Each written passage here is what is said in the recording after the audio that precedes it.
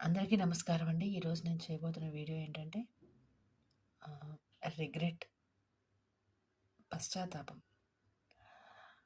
అందరికీ నూతన సంవత్సర శుభాకాంక్షలండి.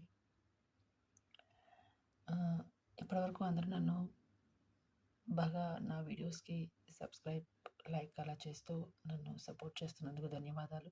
ఇక ముందు కూడా నేను అలాగే మీకు ఉపయోగపడే వీడియోలని చేయడానికి ట్రై చేస్తాను. ఈరోజు నేను చేయబోతున్న వీడియో చెప్పాను కదండీ! రిగ్రెట్ అంటే పశ్చాత్తాపం, బాధ, చింత ఇలాంటి మీనింగ్స్ అన్నీ వస్తూ ఉంటాయి. రిగ్రెట్ అంటే జనరల్‌గా మనం చెయ్యాలనుకున్న పనిని చెయ్యలేకపోతేనో, లేదంటే దానికి బదులుగా ఏదైనా కొంచెం తప్పుగా చేస్తేనో, ఇలా చేసుండ ఇలా చేసుండాల్సింది కాదు అని అనుకోని ఫీల్ అవ్వడాన్ని, బాధపడ్డాన్ని రిగ్రెట్ అని అంటాం మనం జనరల్‌గా కదండీ! ఇప్పుడు రిగ్రెట్ ఈ సంవత్సరం మొత్తంలో జనరల్‌గా మనం రిగ్రెట్‌గా ఫీల్ అయిన సమయాలు ఏమున్నాయో వాటి గురించి జనరల్‌గా మాట్లాడుకుందాం.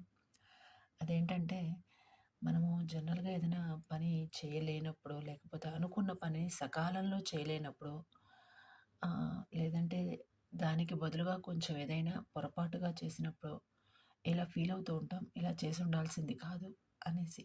లేదు మనకి నచ్చిన పని చేయలేకపోతుంటే కూడా ఆహ్, అలా ఫీల్ అవుతూ ఉంటామనమాట. అరే! వీళ్ళందరి సలహాలు కాకుండా నా సొంత ప్రయత్నంతో, నా ఒక కష్టంతో నేను చేసుంటే బావుండేది. నా ఐడియాలజీతో చేసుంటే బావుండేది అని రిగ్రెట్ ఫీల్ అవుతూ ఉంటాం. ఇంకా, ఇంకా ఎలాంటి విషయాల్లో రిగ్రెట్ ఫీల్ అవుతాము అంటే గనక ఆహ్, చదువుకోకుండా టైం వేస్ట్ అయినప్పుడో, లేదంటే ఆహ్, ఎవరికైనా ఎవరి విషయంలో అయినా మనము ఆహ్, తప్పుగా ఆలోచించినప్పుడు, అలాంటప్పుడు కూడా మనం రిగ్రెట్‌గా ఫీల్ అవ్వచ్చు. ఎందుకంటే తప్పుగా ఆలోచన చేస్తున్నాము అంటేనే వాళ్ళు ఎక్కడో కొంత మంచివాళ్ళై ఉంటారు. ఆ మంచితనాన్ని మనం చూడలేకపోయామని అర్థం. ఇలా నేను కూడా రిగ్రెట్‌గా ఫీల్ అయిన ఎన్నో మొమెంట్స్ ఉన్నాయండి. ఆహ్, నా ఛానల్‌ని చూసే ఎవరైనా గానీ సబ్‌స్క్రైబర్స్ ఉంటే వాళ్ళు మాత్రం మీరు రిగ్రెట్‌గా ఫీల్ అయిన ఏదైనా విషయాలుంటే గనక కామెంట్స్‌లో తెలియచేయగలరు. రిగ్రెట్‌గా ఫీల్ అవ్వటం అనేది ఆహ్, అలా రిగ్రెట్‌గా వదిలేయాల్సిన అవసరం లేదండి.